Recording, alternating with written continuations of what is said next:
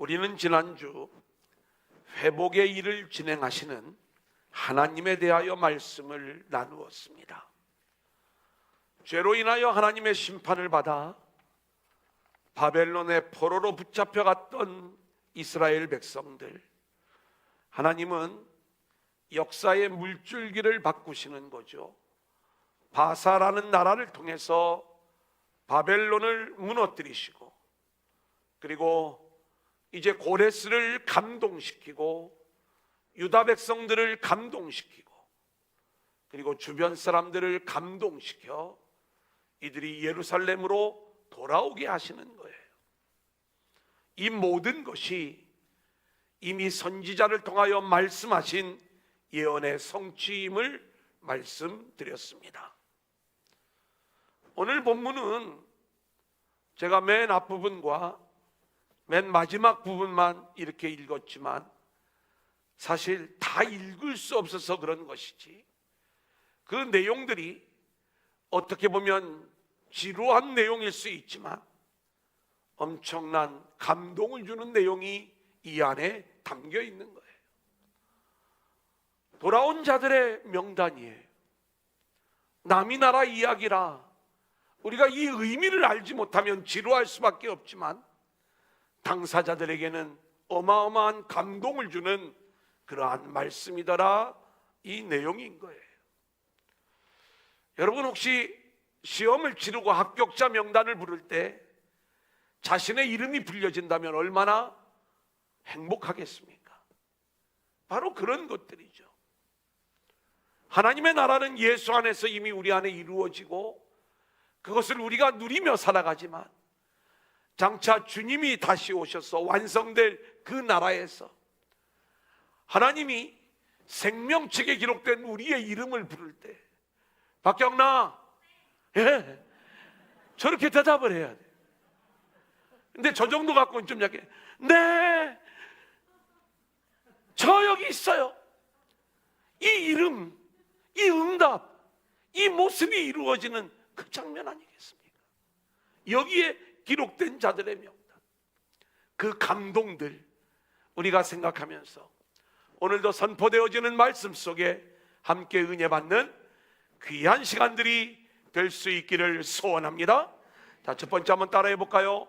바벨론을 떠나 가나안으로. 바벨론을 떠나 가나안으로. 자, 오늘 1절 같이 읽습니다. 시작. 옛적에 바벨론 왕 느부갓네살에게 사로잡혀 바벨론으로 갔던 자들의 자손들 중에서 노임을 받고 예루살렘과 유다도로 돌아와 각기 각자의 성읍으로 돌아간 자. 바벨론에서 예루살렘으로 돌아온 자들에 대한 이야기를 말씀하고 있어요. 여러분, 바벨론에서 예루살렘으로 돌아오는 일이 어렵습니다. 포로로 붙잡혀가 70년이라는 세월이 흘렀어요. 15살에 끌려갔다면 이제는 죽음을 눈앞에 둔 85살입니다. 그렇다면 돌아온 자들의 명단은 아마 바벨론 포로 1세대라기보다는 2세대, 3세대들일 것이에요. 그런데 그들이 각자 이 예루살렘, 유다에 있는 자기들의 성읍으로 돌아왔다는 거예요. 바벨론에서 예루살렘으로 돌아오는 일을 진행하시는 분은 물론 하나님이십니다. 하지만 이 신앙의 일이 참 아름답고 귀한 일이라는 것이, 하나님은 이 모든 일들을 하나님이 진행하시지만 저와 여러분을 사용하셔서 우리의 응답을 이끌어내셔서 하나님 나라의 놀라운 역사를 이루어 주시는 줄로 믿습니다. 그렇게 우리의 응답이 있을 때에 신앙생활이 아름다운 모습으로 나타나게 되는 것이죠. 도저히 돌아올 수도 없고 돌아올 것 같지도 않았던 백성들, 환경도 어렵고 여건도 어렵고 하나님이 하신다고 해가지고 모든 것들이 되는 게 아니라 백성들의 응답들이 없었다면, 그렇게 되어질 수 없었던 그 모든 일들이 이제는 하나님의 은혜 안에서 바벨론에서 가나안으로 움직여지는 이 놀라운 역사가 이루어지고 있는 거예요. 여러분, 그런데 성경을 보면 이 성경이 얼마나 놀랍고 소름 돋는 이야기인지, 오늘도 창세기부터 요한계시록까지 지금 이 바벨론에서 결국 구원받아 예루살렘으로, 유다로 돌아오는 이 이야기들이 성경 안에 처음부터 끝까지 다 기록이 되어져 있더라, 이 말씀인 거예요. 우리는 이미 바벨론에서 자기의 모든 기득권들을 다 내려놓고 그 하나님의 말씀에 감동을 받아 그 말씀을 붙잡고 가나안 땅으로 돌아온 한 사람의 이야기를 우리는 알고 있어요. 여러분이 알고 있는 아브라함의 이야기예요. 창세기 11장 31절 32절 같이 읽어볼까요? 시작. 데라가 그 아들 아브람과 하란의 아들인 그의 손자 롯과 그의 며느리 아브람의 아내 사레를 데리고 갈대아인의 우르를 떠나 가나안 땅으로 가고자 하더니 하란에 이르러 거기 거류하였으며 데라는 나이가 205세가 되어 하란에서 죽었더라. 자, 여기 말씀을 보면 갈대아 우르에서 부름을 받아 가나안 땅으로 돌아오는 이야기를 말씀하고 있는데, 이 갈대아가 바벨론을 가리키는 것입니다. 여기에 있던 아브라함이 하나님의 부름을 받는 거죠. 자, 이 내용이 창세기 12장 1절로 3절에 기록이 되어져 있어요. 같이 읽습니다. 시작. 여호와께서 아브람에게 이르시되 너는 너의 고향과 친척과 아버지의 집을 떠나 내가 내게 보여줄 땅으로 가라. 내가 너로 큰 민족을 이루고 내게 복을 주어 내 이름을 창대하게 하리니 너는 복이 될지라. 너를 축복하는 자에게는 내가 복을 내리고 너를 저주하는 자에게는 내가 저주하리니 땅의 모든 족속이 너로 말미암아 복을 얻을 것이라 하신지라. 여러분, 우리가 성경을 이렇게 통전적으로 볼 수 있고 또 구속사로 이 내용을 볼 수 있는 눈이 열려야 왜 하나님이 이 말씀을 주셨는지를 우리가 쉽게 알 수가 있습니다. 우리는 노아 할아버지의 이 포도주 만취 사건에 대한 이야기를 알고 있어요. 여러 번 말씀을 드리지만 이 노아 할아버지처럼 술 마시고 취하면 안 된다고 이 말씀을 주신 게 아니라 이 일로 인하여 셈에게 하나님의 복, 구속사의 흐름이 셈의 자손에게 흐르고 있고 함의 아들 가나안이 저주를 받는 그 이야기를 우리 가운데 말씀해 주고 있는 거예요. 그리고 그 셈의 후손에서 한 사람이 선택을 받는데 그게 아브라함이었던 거예요. 자, 그런데 이 아브라함은 마땅히 가나안의 주인공이 되어 살아가야 맞을 것 같은데 함의 아들, 함의 후손인 니므롯의 나라 바벨론에서 거기서 우상을 섬기며 살아가는 그 모습으로 드러나고 있는 거예요. 그렇게 하나님의 선택을 받아 구속사를 이어갈 이 아브라함을 하나님은 그 바벨론에서 건져내어 가나안 땅으로 이끌어 가시는 그 일들을 진행하고 계시는 것입니다. 그런데 여러분 생각해 보세요. 이 일들이 정말 쉬운 일이 아닙니다. 본토, 친척, 아비 집을 떠나야 되는 일이에요. 훗날 유다 백성들도 바벨론을 떠나 가나안으로 오는 일이 동일한 어려움 가운데 있었던 일인 것을 우리는 보게 되는 거죠. 삶의 터전을 다 내려놓고 인간관계를 다 포기하고 그리고 오직 아버지의 말씀을 따라 그렇게 돌아와야만 되는 이야기. 자, 그런데 아브라함이 돌아오더라 이 말씀입니다. 4절 같이 볼까요? 이에 시작. 이에 아브람이 여호와의 말씀을 따라갔고 롯도 그와 함께 갔으며 아브람이 하란을 떠날 때에 75세였더라. 말씀을 묵상할 때마다 그리고 말씀을 준비할 때마다 하나님이 저에게 주시는 그러한 감동들은 깜짝깜짝 놀랄 때가 있습니다.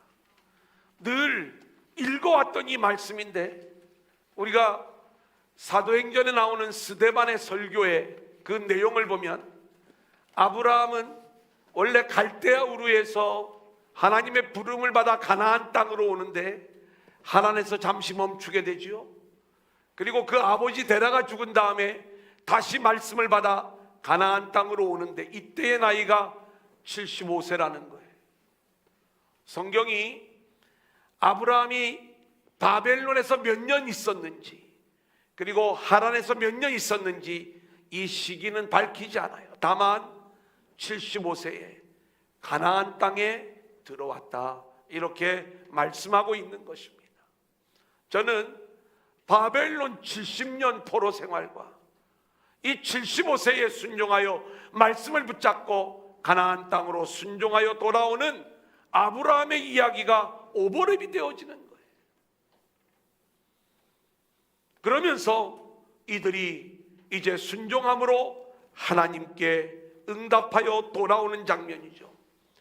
자, 이들이 왜 돌아오게 되었는가? 70절 오늘 본문 1절과 70절이 연결이 되어져요. 이에 우리 한번 같이 볼까요? 시작. 이에 제사장들과 레위 사람들과 백성 몇과 노래하는 자들과 문지기들과 느디님 사람들이 각자의 성읍에 살았고 이스라엘 무리도 각자의 성읍에 살았더라. 하나님의 감동에 응답한 자들이 예루살렘과 유다로 돌아와 각자의 성읍에 살았더라 이렇게 말씀하고 있는 거예요.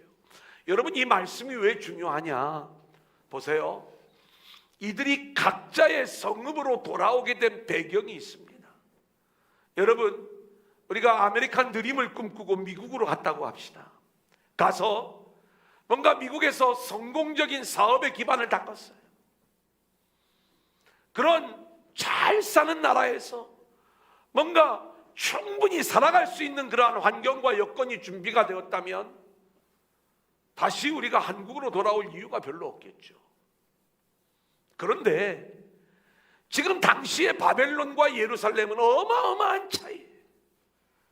바벨론에 끌려갈 적에는 억울하게 끌려갔겠지만 그곳에서 자녀들을 낳고 나름대로 언어를 익히고 인간관계를 세우고 그러면서 다 그 삶의 기반을 닦아놓은 상태에서 이들이 돌아왔던 각자의 성읍은요, 예루살렘, 유다에 있었던 그 땅의 모습은 척박한 땅이요, 황폐한 땅의 모습. 와서 뭐 먹고 살아야 되나 그것을 염려하고 걱정할 수밖에 없는 각자의 성읍으로 돌아왔다는 거예요. 왜 돌아왔나요? 그 땅이 하나님이 주신 땅이기 때문에 그런 거예요.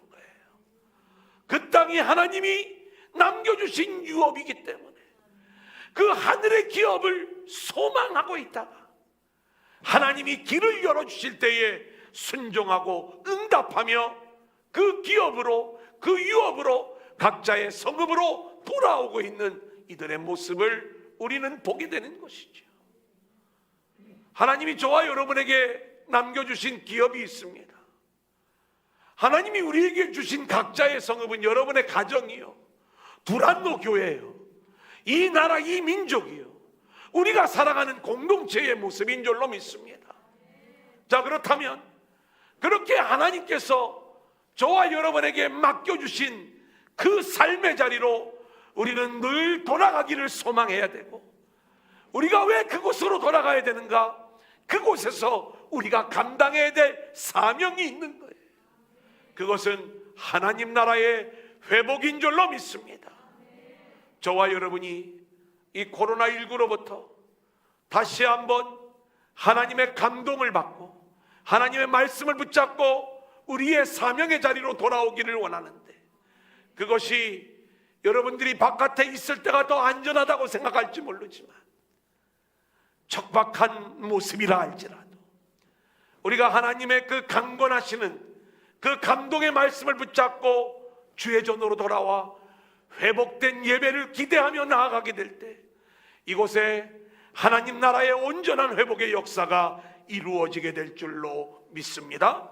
자, 두 번째 한번 따라합니다. 돌아온 자들. 돌아온 자들.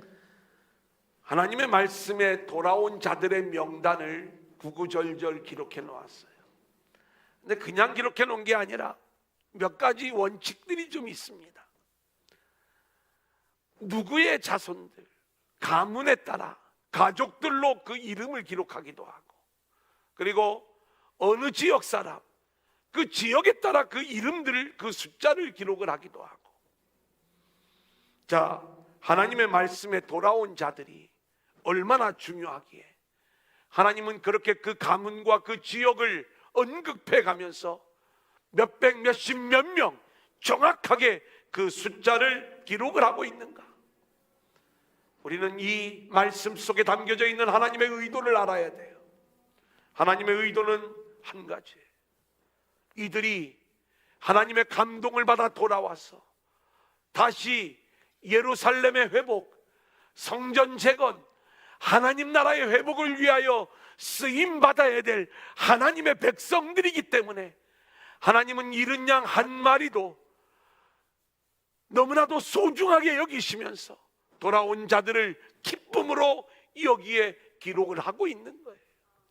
자, 그 기록의 내용을 보니까 2장 2절에 지도자들의 명단이 나와요.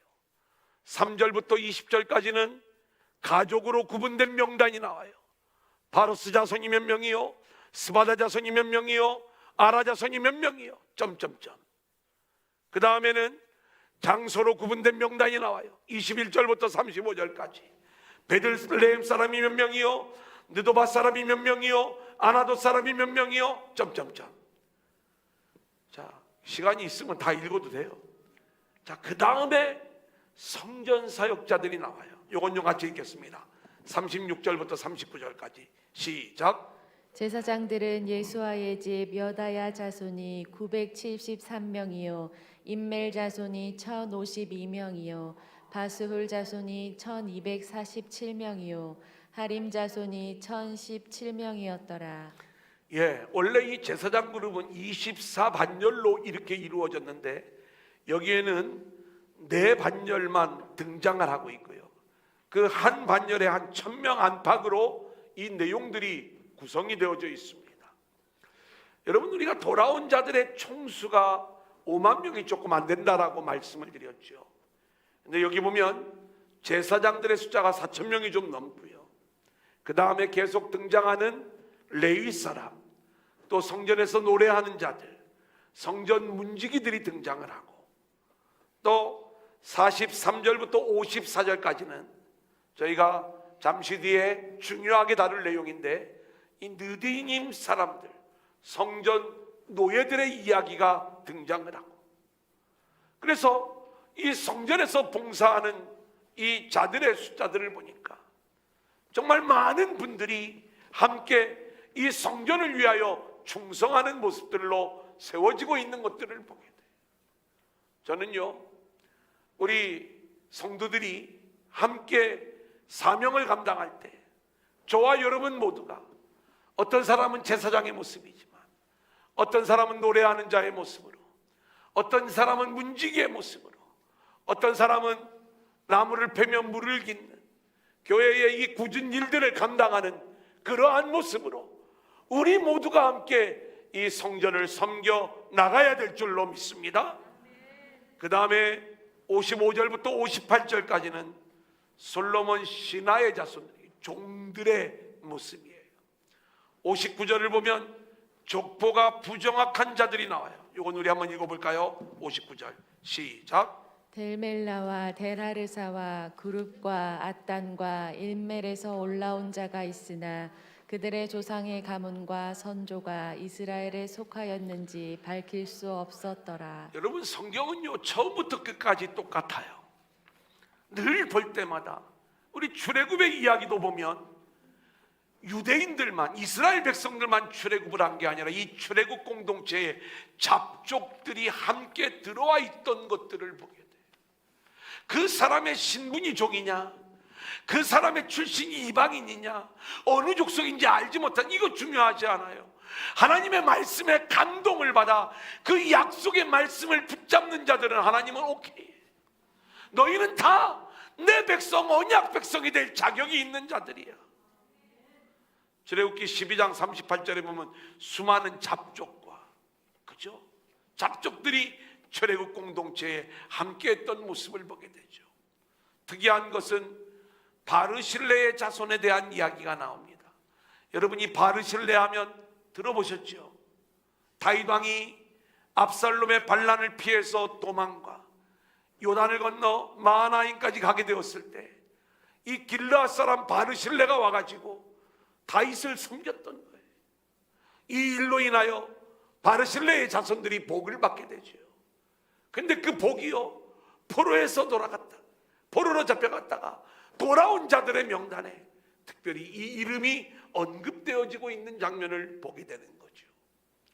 저는 이 돌아온 자들의 명단을 보면서 몇 가지 우리가 그 특징들이 오늘 이 시대를 살아가는 우리들에게 엄청난 교훈을 주는 말씀이다, 이렇게 생각을 해봅니다.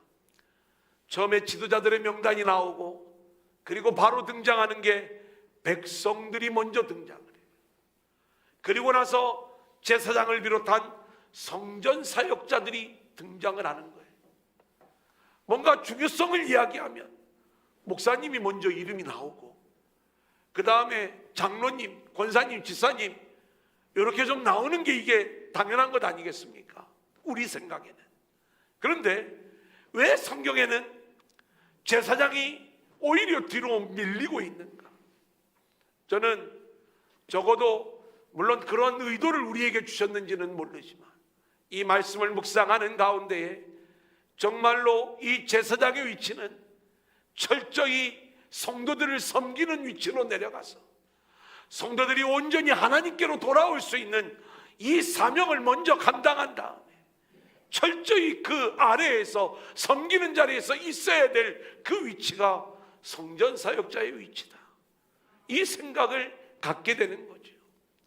또 하나, 돌아온 자들의 명단 중에 우리에게 엄청난 감동을 주는 사람들이 있어요. 그게 느디님 사람들입니다. 이건 히브리어로도 느디님이에요. 이게 번역이 어려워요.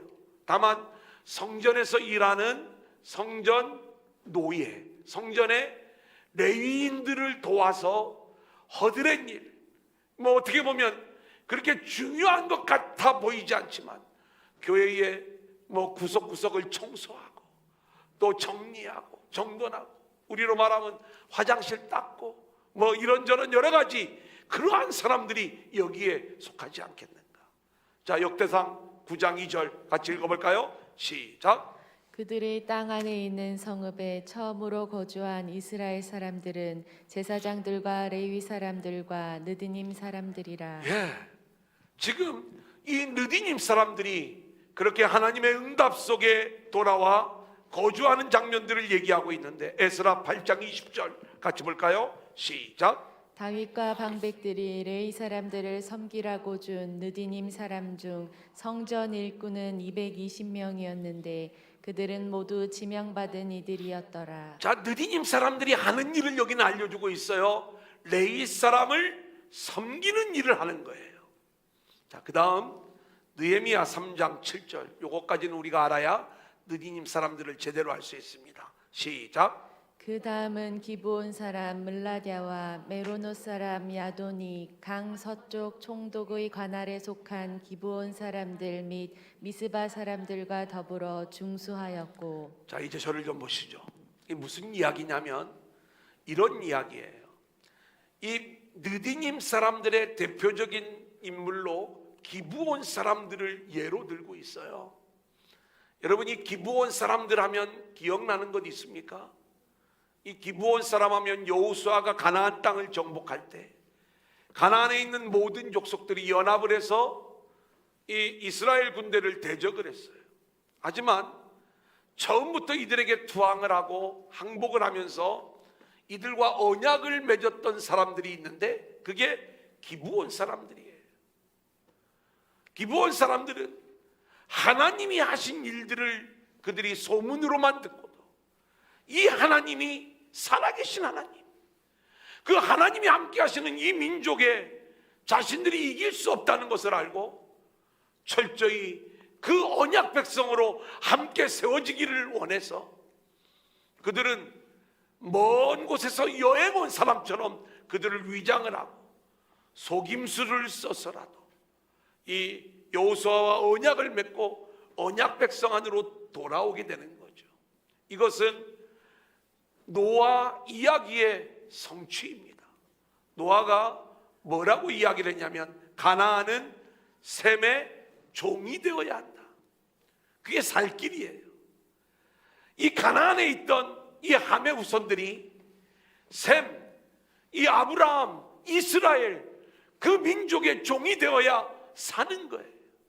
근데 기브온 사람들만 종이 되는 그 길을 기꺼이 선택을 하고 언약을 맺는 거예요. 그래서 이 기브온 사람들은 비록 종의 역할이지만 하나님의 언약 백성이 되어 결국 하나님 나라의 회복의 사역에 동참하게 되는데, 당시에는 물을 깃는 일과 그리고 나무를 패는, 장작을 패는 일에 이들이 쓰임을 받아 허드렛 일이, 어떻게 보면 하기 싫은 일이에요. 하지만 아무리 그런 종의 모습이었다 할지라도 이게 하나님의 언약 백성이 되는 길이었기에 이들은 기쁨으로 이 길로 나왔던 거예요. 이게 느디님 사람들입니다. 나라가 망했어요. 성전이 무너졌어요. 이들이 바벨론에 다 포로로 함께 붙잡혀 갔어요. 자, 그리고 70년의 세월이 흘렀어요. 하나님이 예루살렘 회복의 일들을 진행해 나가시는데 이 사람들은 다시 돌아와야 종이에요. 다시 돌아와가지고 신분이 상승되지 않아요. 어쩌면 바벨론에 있는 게 그들의 삶이 훨씬 나을지 몰라요. 그런데 돌아오는 거예요. 오늘 그 느디님 사람들에 대한 이야기를 43절부터 54절까지 아주 자세하게 기록을 해놓고 있는 거예요.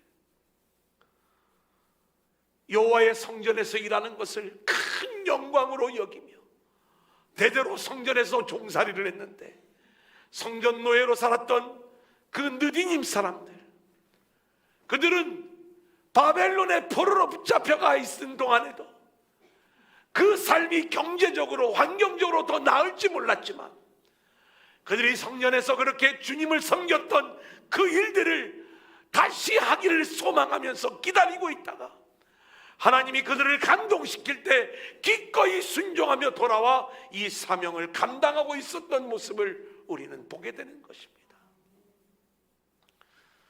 또 하나의 특징은 종들, 잡족들이 등장하는 것을 보게 되죠.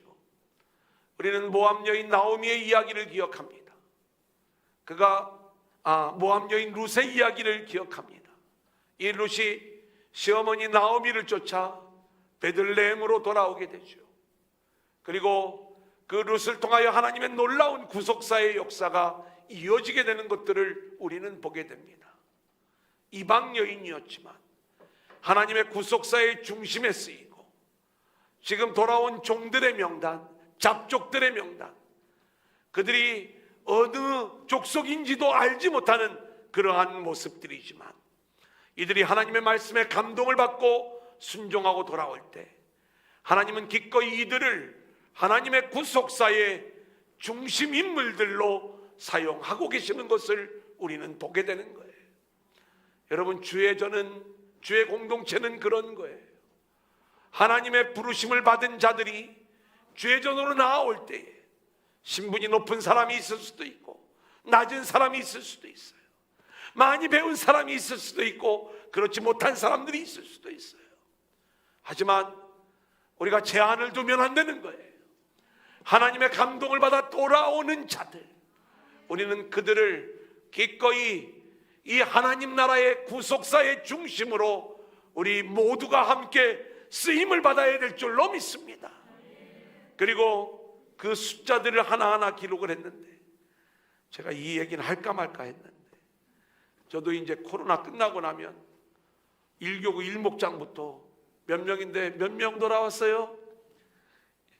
이목장은 몇 명? 삼목장은 몇 명? 뭐 그런 부분들을 쓸지 모르겠어요. 굳이 그렇게 제가 표현을 하지 않는다 할지라도 우리 모두가 다 이제 이 회복의 때에 하나님이 저와 여러분들을 감동시킬 때에 하나님의 하실 일들을 기대하며 돌아와 구속사의 중심 인물로 쓰임받는 저와 여러분들이 될 수 있기를 소원합니다. 자, 그런데 이렇게 돌아오는 그 모든 일들이 또다시 예언의 성취였다는 것을 우리 가운데 말씀해 주는데, 이 내용이 우리에게 엄청난 감동을 또 주는 거예요. 미가서 4장 6절로 8절 같이 읽어볼까요? 시작. 여호와께서 말씀하시되 그날에는 내가 저를 자를 모으며 쫓겨난 자와 내가 환난 받게 한 자를 모아 발을 저는 자는 남은 백성이 되게 하며 멀리 쫓겨났던 자들이 강한 나라가 되게 하고, 나 여호와가 시온산에서 이제부터 영원까지 그들을 다스리리라 하셨나니, 너 양떼의 망대요 딸 시온의 산이요 이전 권능 곧 딸 예루살렘의 나라가 내게로 돌아오리라. 자, 하나님이 바벨론에서 모아가지고 다시 데려오는 자들을 이렇게 표현을 해요. 내가 저는 자를 모으며 쫓겨난 자를 모으며 환난 당한 자를 모으겠다. 여러분, 이걸 우리가 표면적으로 한번 생각을 해보세요. 저는 자가 올 수 있나요? 그 먼 거리를 어떻게 올 수가 있어요? 이 내용을 우리가 좀 더 자세히 알려면 예레미야의 예언을 보면 더 분명하게 우리가 알 수 있습니다. 예레미야 31장 8절 보라. 시작. 보라, 나는 그들을 북쪽 땅에서 인도하며 땅 끝에서부터 모으리라. 그들 중에는 맹인과 다리 저는 사람과 잉태한 여인과 해산하는 여인이 함께 있으며 큰 무리를 이루어 이곳으로 돌아오리라. 하나님이 포로로 붙잡혀 갔던 자들을 다시 모아 데려오시는데 어떤 자들을 모으시는가 봤더니 맹인을 모은대요. 다리 저는 자를 모은대요. 이들은 아무리 노력을 해도 돌아갈 방법이 없는 자들이었어요. 맹인이 어떻게 돌아와요? 다리 저는 자가 어떻게 돌아와요? 잉태한 여인이 어떻게 돌아와요? 이제가 대산한 여인이 어떻게 돌아와요? 돌아올 자격이 없는 자, 돌아올 능력이 없는 자. 그래서 눈물로 하나님의 은혜가 아니면 나는 돌아갈 방법이 없습니다, 이것을 고백하는 자들이 오히려 우리 주님이 모으시는 그러한 자들이 되어 하나님의 은혜로 돌아오게 되더라. 이것을 예언하시고 그 예언대로 그대로 성취되어지는 이 장면들을 우리는 보게 되는 거예요. 하나님이 어떻게 돌아오게 하시는가? 예레미야 31장 12절이에요. 시작. 그들이 와서 시온의 높은 곳에서 찬송하며 여호와의 복 곧 곡식과 새 포도주와 기름과 어린 양의 떼와 소의 떼를 얻고 크게 기뻐하리라. 그 심령은 물든 동산 같겠고 다시는 근심이 없으리로다 할지어다. 돌아올 능력도 자격도 없는 자들이 돌아오는 모습인데, 그들은 눈물로 돌아오지만 하나님은 이들이 상상하지도 못했던 큰 기쁨과 큰 은혜의 모습으로 이들을 회복시켜 가시면서 이들을 이제 하나님의 나라의 백성들로 세워가시는 그 놀라운 일들을 보게 되는 거예요. 사랑하는 여러분, 이제 하나님께서 코로나19로 저와 여러분들을 쫓아내셨지만 다시 회복의 역사를 이루어 주시는 줄로 믿습니다. 근데 그 회복의 역사는요, 우리는 돌아올 힘도 없고 우리는 돌아올 능력 자격도 없는 그러한 자들이지만, 그렇게 그저 눈물을 흘리며 하나님의 은혜를 바라만 보고 있을 때 하나님이 우리를 찾아오셔서 우리를 이 재단으로 새로운 예배, 거룩한 예배의 공동체로 우리를 회복시켜 주시고 우리를 이끌어 가실 터인데, 여기에는 큰 기쁨의 열매가 예비되어져 있는 줄로 믿습니다. 이제 마지막 세 번째 한번 따라합니다. 울면서 씨를 뿌리고 기쁨으로 돌아가자. 울면서 씨를 뿌리고 기쁨으로 돌아가자. 자, 오늘 말씀을 저는 증거하면서 오늘 이 에스라의 포로 귀환의 이야기를 창세기의 아브라함의 이야기로부터 시작을 해서, 그리고 그것이 노아를 통해서 하나님이 언약하셨던 그 언약의 성취의 이야기로, 그리고 선지자들을 통해서 수백 년 전에 말씀하셨던 그 예언의 성취 이야기로, 그리고 오늘 이 시편 저자들의 고백의 이야기와 연결시키면서 오늘 말씀을 정리하고자 하는 거예요. 포로에서 돌아왔던 자들의 고백의 시편이에요. 우리 시편 126편 1절 같이 읽어볼까요? 시작. 여호와께서 시온의 포로를 돌려보내실 때에 우리는 꿈꾸는 것 같았도다. 여러분, 시온의 포로, 우리가 포로로 붙잡혀가, 유다 백성들이 바벨론의 포로로 붙잡혀가, 그 바벨론에서 돌아오는 자들의 고백이 어떤 고백이냐? 하나님, 꿈꾸는 것 같았습니다. 바벨론에서 돌아오는 일들을 전혀 기대하지 않았어요. 여러분, 우리나라가 광복이 되었을 때 그 광복을 꿈꾸거나 기대했던 사람들 물론 있었겠지만 그날이 그렇게 쉽게 오리라 생각지도 못했을 거예요. 근데 진짜 광복이 이루어진 그날, 대한독립 만세, 이것을 외치면서 마치 꿈꾸는 것 같았던 그 역사의 현장들을 맛보았던 분들이 있는 것 아니겠습니까? 70년 포로 생활, 바벨론에서 도저히 나라가 다시 세워질 기미도 보이지 않고 이 세계 열방의 지배 속에서 벗어날 수 있는 그러한 아무런 희망도 없는 그 상황 속에서 이들이 포로에서 돌아올 수 있다는 것, 전혀 꿈도 꾸지 못했던 그러한 일들인데 하나님의 은혜 안에서 이 일들이 이루어질 때 우리는 꿈꾸는 것 같았도다. 사랑하는 여러분, 저와 여러분의 이 꿈이 좀 있었으면 좋겠어요. 우리가 이제 코로나19로 인하여 제대로 모이지도 못하고 또 여러 가지 많은 어려움 속에서 흩어져 있는 그러한 모습이지만 하나님께서 우리를 다시 회복시키시는 그날을 꿈꾸면서 이제 코로나가 완전히 종식되어지고 우리가 함께 모일 때에 하나님, 꿈꾸는 것 같습니다. 이 열망을 가지고 우리가 회복의 자리로 나올 수 있기를 소원합니다. 자, 2절 3절 같이 읽어볼까요? 그때에 시작. 그때 우리 입에는 웃음이 가득하고 우리 혀에는 찬양이 찼었도다. 그때 문 나라 가운데에서 말하기를 여호와께서 그들을 위하여 큰 일을 행하셨다 하였도다. 여호와께서 우리를 위하여 큰 일을 행하셨으니 우리는 기쁘도다. 돌아오는 자들의 고백이에요. 우리의 입에는 웃음이 가득하고 우리의 혀에는 찬양으로 충만했다는 거예요. 여러분, 이제 웃으세요.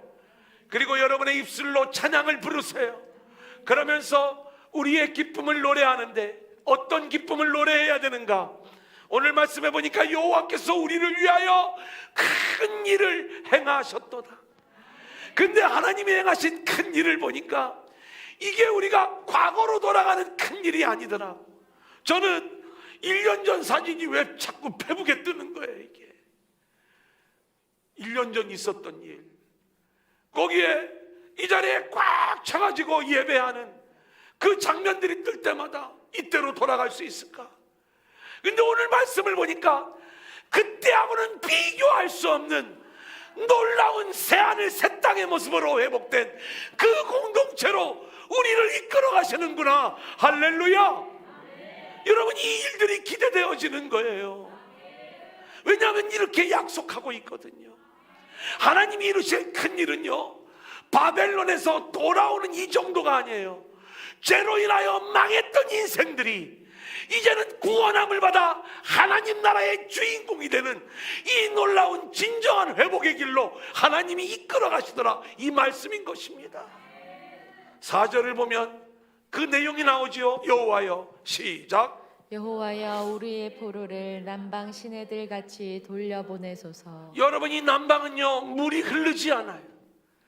물이 없어 척박했던 그 땅, 그런데 이곳에 하나님이 시내를 흐르게 하시는, 그래서 그곳이 젖과 꿀이 흐르게 되는 새하늘 새 땅, 회복된 에덴의 모습을 하나님이 준비해 놓으시고 저와 여러분을 그 하나님 나라의 주인공으로 부르시면서 그 나라를 회복시켜 주시는 줄로 믿습니다.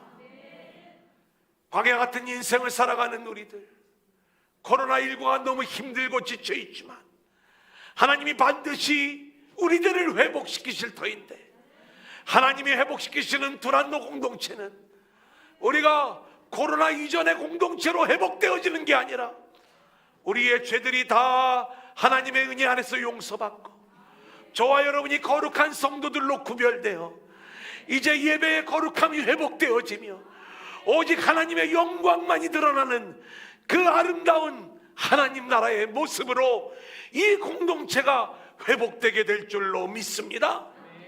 자, 이 일을 위하여 우리가 해야 될 일들이 있어요. 5절 6절입니다. 같이 읽어볼까요? 시작. 눈물을 흘리며 씨를 뿌리는 자는 기쁨으로 거두리로다. 울며 씨를 뿌리러 나가는 자는 반드시 기쁨으로 그 곡식단을 가지고 돌아오리로다. 여러분, 우리는 성경을 복음으로 읽어야 된다라고 말씀을 드렸습니다. 우리는 이 내용을 땅의 이야기로 읽으면, 우리가 힘들고 어려워도 눈물로 씨를 뿌리면 많은 열매를 거두게 된다는 그러한 말씀으로 이 내용을 이해하면 이 말씀이 담고 있는 복음을 놓쳐버리는 거예요. 이 말씀은 포로기에 그 포로에서 돌아오는 백성들의 고백이 이 안에 내용의 본질인 것입니다. 여기서 눈물로 씨를 뿌리는 것은요, 이런 걸 얘기하는 거예요. 이들이 포로지에서, 바벨론에서 왜 우리가 가나안 땅에서 쫓겨나게 되었는가? 자신들의 죄인됨을 깨닫게 되는 것이죠. 그 죄에 대한 회개의 눈물인 거예요. 돌아가려고 하지만 돌아갈 능력, 돌아갈 방법, 돌아갈 자격, 결국 죄 가운데 이렇게 쫓겨날 수밖에 없는 자신들을 바라보면서 애통의 눈물을 흘리는 거예요. 그 눈물, 회개의 눈물, 애통의 눈물을 흘리는 이 눈물의 씨를 뿌리는 자는 자격이 없는 저는 자, 맹인, 잉태한 자, 해산하는 자, 그래서 도저히 돌아올라도 돌아올 수 없는 그러한 우리들이 그곳에서 하나님의 은혜가 아니면 우리가 돌아갈 방법이 없습니다. 애통해하며 애통의 눈물, 회개의 눈물을 흘릴 때 그게 눈물의 씨앗을, 우리가 눈물로 씨앗을 심는 일이 되는 것이고, 그때 하나님은 이제 됐다, 우리들을 다시 모으셔서 기쁨으로 단을 거두고 돌아오게 하는 이 놀라운 역사를 하나님이 이루어 주시는 줄로 믿습니다. 여러분, 코로나19 때 그러면 우리가 해야 될 일들은 뭐예요? 우리는 눈물로 씨를 뿌리는 일을 해야 되는 거예요. 회개의 눈물을 우리가 더 흘려야 되고, 더 우리가 애통하는 눈물을 흘려야 되고, 그리고 하나님의 은혜를 갈망하는 눈물이 우리 안에 있게 될 때 하나님은 이전하고는 비교할 수 없는 젖과 꿀이 흐르는 하나님의 아름다운 생수가 흐르는 그 하나님의 나라로 우리 공동체를 회복시켜 놓고 그 주인공으로 우리 모두를 불러주실 줄로 믿습니다. 네, 오늘은 여기까지입니다.